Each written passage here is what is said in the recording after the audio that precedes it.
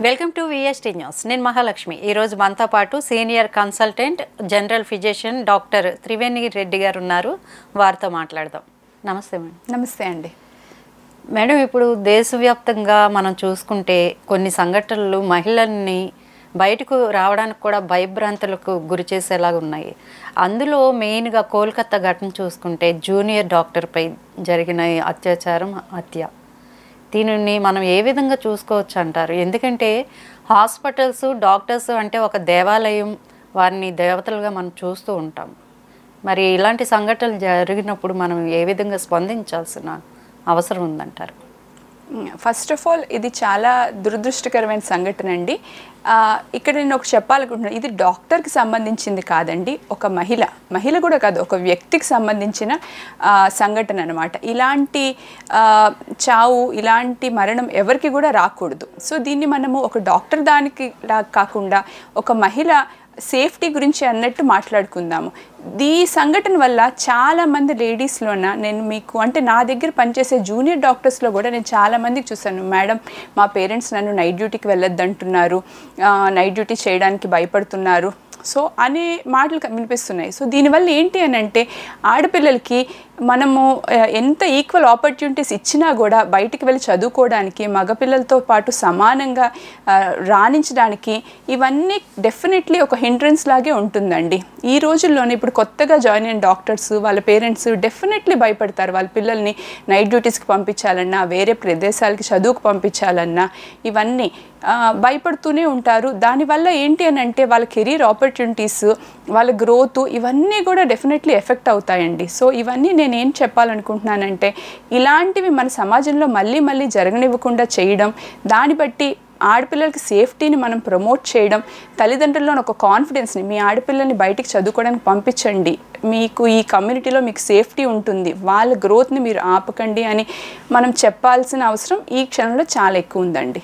అంటే మీరు అన్నట్టు నైట్ డ్యూటీలు, డార్క్ ప్లేసెస్, లేదంటే ఎవరు లేని నిర్మానుష ప్రదేశాలే కాకుండా పట్టపగలు కాలేజెస్లో, ఆఫీసుల్లో కూడా ఇట్లాంటివి జరుగుతున్నాయి మేడం.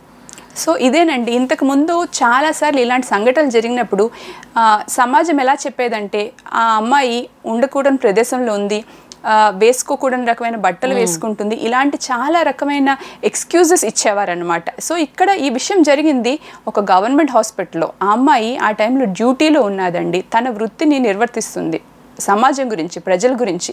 అలాంటి ప్లేస్లో కూడా ఒక ఆడపిల్లకి సెక్యూరిటీ లేదు అని అంటే ఇంకా ఎలాంటి ప్లేస్లో కూడా ఒక ఆడపిల్లకి మనం సెక్యూరిటీ ఇవ్వలేము. ఎస్పెషలీ మన కంట్రీలోనండి, ఇండియా లాంటి కంట్రీలో ఆడపిల్లల్ని దేవతలతో, ఇప్పుడు ఈ నెల అందరం వరలక్ష్మి వ్రతం చేసుకుంటున్నాము, నెక్స్ట్ దుర్గా పూజ చేసుకుంటాం. ఆడపిల్లని దేవతలతోని, దేవుళ్ళతోని మనం సమానంగా చూస్తున్న మన కంట్రీలోన ఒక ఆడపిల్లకి మనం సేఫ్టీని ఇవ్వలేకపోయామంటే అది చాలా చాలా దురదృష్టకరమైన విషయం. మన ప్రతి ఒక్కరు, మనందరి ఇళ్లలో కూడా ఒక ఆడపిల్ల ఉంటుందండి. రేపు ఈ విషయము మన అందరు ఆడపిల్లల సేఫ్టీ అన్నట్టుగా మనం రెస్పాండ్ అవ్వాలనేది నేను కోరుకుంటున్నాను. ఇది ఎవరో అమ్మాయికి జరిగినట్టుగా చూడకండి, మీ ఇంట్లో ఆడపిల్లకి జరిగినట్టుగా చూడండి.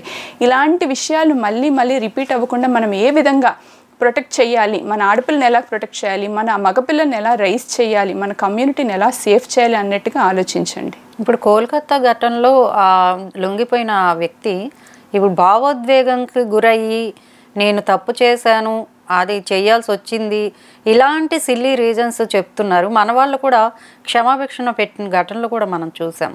అసలు కఠిన చట్టాలు లేకపోబట్టి మన దేశంలో ఎక్కువగా ఇలాంటివి జరుగుతున్నాయి అంటారా ఏంటి? కఠిన చట్టాలు ఉండాలండి, దాంతోపాటు ప్రతి ఒక్కరికి అండి ఒక సామాజిక బాధ్యత ఉండాలి. ఆడపిల్లల్ని మన ఇంటి ఆడపిల్లననే కాదు, ఏ ఆడపిల్లనైనా సేఫ్టీగా ఒక గ్రూప్లో ఉన్నప్పుడు సురక్షితంగా ఉంచేటట్టు చూసుకోవాల్సిన బాధ్యత ప్రతి ఒక్కరిది అనండి. మీ ఇంటి ఆడపిల్లని కాదు, ప్రతి ఆడపిల్లని కూడా అనమాట. ఇలాంటి వాళ్ళకి, చేసిన వాళ్ళకి మీరు కఠినమైన శిక్ష ఇవ్వడం, ఒక కఠినమైన లా, ఇలాంటి ప్రొటెక్షన్స్ ఇచ్చేటటువంటి లాస్ లేకపోవడం వల్ల ఇలాంటి సంఘటనలు మళ్ళీ రిపీట్ అవుతున్నాయి. మీరు డ్యూటీలో ఉండే ఆడపిల్లల్ని కానీ, ఒక డ్యూటీలో ఉండే డాక్టర్ని కానీ ప్రొటెక్ట్ చేయలేకపోతే ఇంకా మీరు ఎక్కడ ఎలాంటి అమ్మాయిని కూడా మీరు ప్రొటెక్ట్ చేయలేరు అనమాట. ఇలాంటివన్నీ కొన్ని క్షమించరాని నేరాలండి. ఇలాంటివి రిపీట్ అవుతున్న కొద్దీ రేపు ఎప్పుడు ఫ్యూచర్లోన ఏ ఆడపిల్ల కూడా సేఫ్టీగా నేను నైట్ డ్యూటీ చేస్తాను, నేను నా బౌండరీస్ని దాటి పైకి వెళ్ళి ఇంకా జీవితంలో చాలా సాధిస్తాను అనేవి ఆలోచించడానికి కూడా భయపడుతుంది అనమాట. తల్లిదండ్రులు భయపడతారు, ఆ అమ్మాయి కూడా భయపడుతుంది. మనం ఇంకెలాగ ఆడపిల్లల్ని మన కమ్యూనిటీలోన పైకి వెళ్ళేటట్టు చూస్తాం. సింపుల్గా డాక్టర్స్ని తీసుకోండి, మెడికల్ కాలేజ్కి వెళ్ళేసరికి ఆడపిల్లలు మగపిల్లలు ఈక్వల్ నెంబర్స్లో ఉంటారు. కానీ బయట ప్రాక్టీస్కి వచ్చేసరికి చూసుకుంటే ఎక్కువ మంది మగవాళ్ళే ఉంటారు, ఆడపిల్లలు ఎందుకు ఉండరు అనుకుంటున్నారు? ఎందుకు అంటే నైట్ టైం దాకా డ్యూటీస్ చేయడము, ట్రావెల్ చేయడము, ఇవన్నిటికీ ఏంటంటే మన కమ్యూనిటీ అంతగా కోఆపరేట్ చేయదండి. ఇలాంటి సంఘటన జరుగుతుంటే ఇది ఇంకా బ్యాక్వర్డ్ వెళ్ళిపోతూ ఉంటుందన్నమాట. అంటే ఇలాంటి సంఘటనలు వెళ్ళక డ్రగ్స్కి ఎడిక్ట్ అవ్వడం ఇవి కూడా ఒక కారణాలు అనుకోవచ్చు అంటారా మేడం? డెఫినెట్లీ అండి. ఇప్పుడు ఈ సిచ్యుయేషన్లోన ఈ అమ్మాయి డ్రగ్స్కి ఎగనెస్ట్గా మాట్లాడింది అని చెప్పి, కమ్యూనిటీలో జరుగుతున్న ఒక తప్పుకి ఎగనెస్ట్గా మాట్లాడింది అని చెప్పి ఇలా జరుగుతుంది అన్నట్టు వార్తలు వస్తున్నాయి. సో అలాంటప్పుడు ఇంకెవరండి ధైర్యం చేసి కమ్యూనిటీలో ఏదైనా తప్పు జరిగితే ధైర్యంగా నిలబడతారు, ధైర్యంగా దాన్ని అపోజ్ చేస్తారు? మనం ఏం చెప్తాం, ఎక్కడ తప్పుని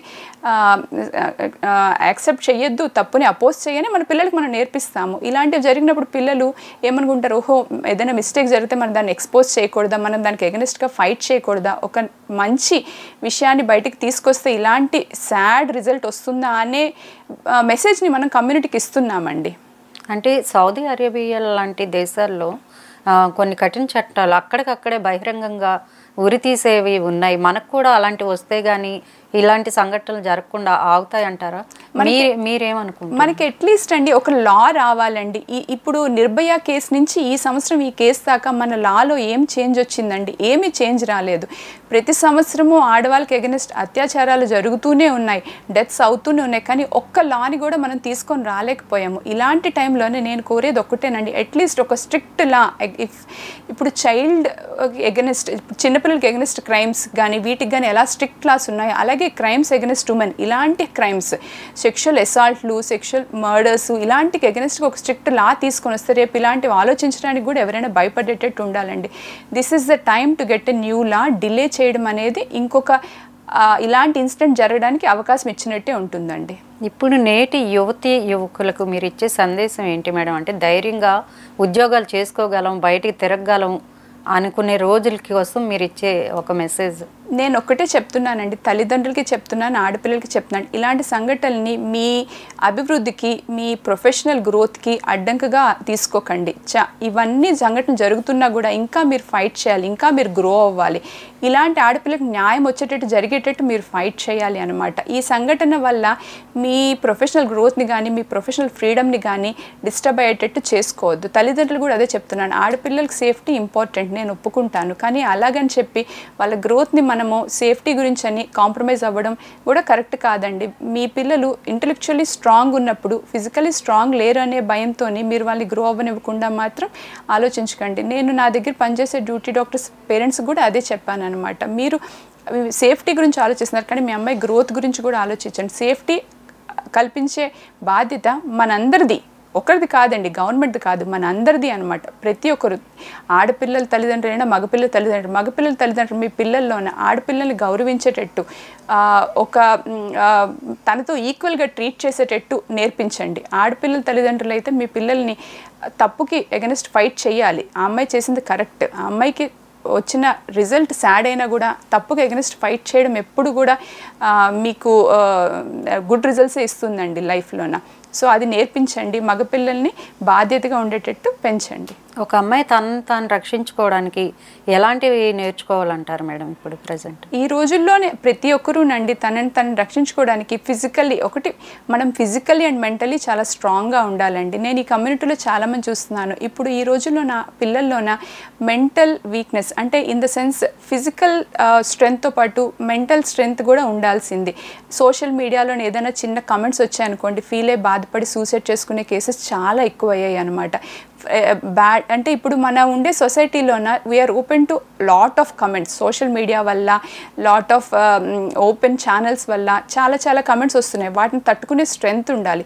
సో మీకు ఆ mental strength and physical strength మీ ఇంటి నుంచే స్టార్ట్ అవ్వాలండి. If you are physically healthy, so good diet, good nutrition, good sleep and good exercise మీకు ఫిజికల్ స్ట్రెంగ్త్ ఇచ్చింది అనుకోండి, then you will be able to fight with all those things.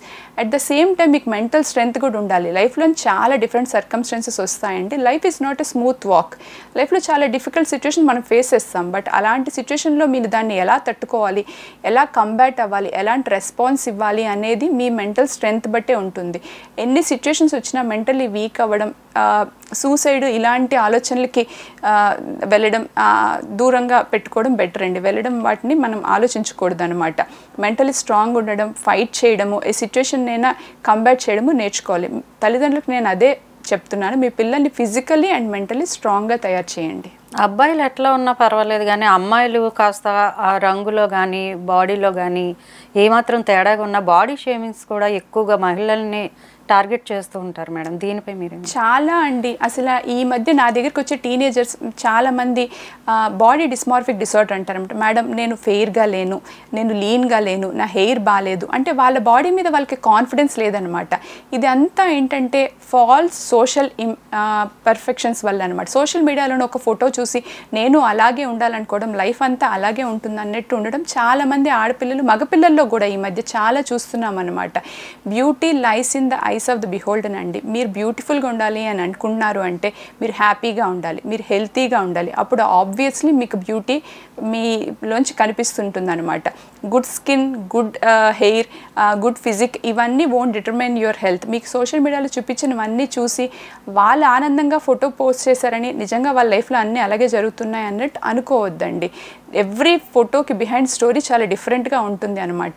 మీరు నిజంగా బ్యూటిఫుల్గా ఉండాలి అన్నట్టు అనుకుంటున్నారంటే హెల్తీగా ఉండండి. నేను అదొకటే చెప్తాను. మంచి స్లీప్ ఉండండి, మంచి ఫుడ్ తీసుకోండి, స్ట్రెస్ ఫ్రీ లైఫ్ని లీడ్ చేయండి, ప్రతి డేని ఎంజాయ్ చేయండి. That will obviously make you happy and healthy. Okay ma'am, మా కోసం చాలా మీ విలువైన టైంని వెచ్చించి మంచి మంచి విషయాలు చెప్పారు. Thank you very much. Thank you అండి.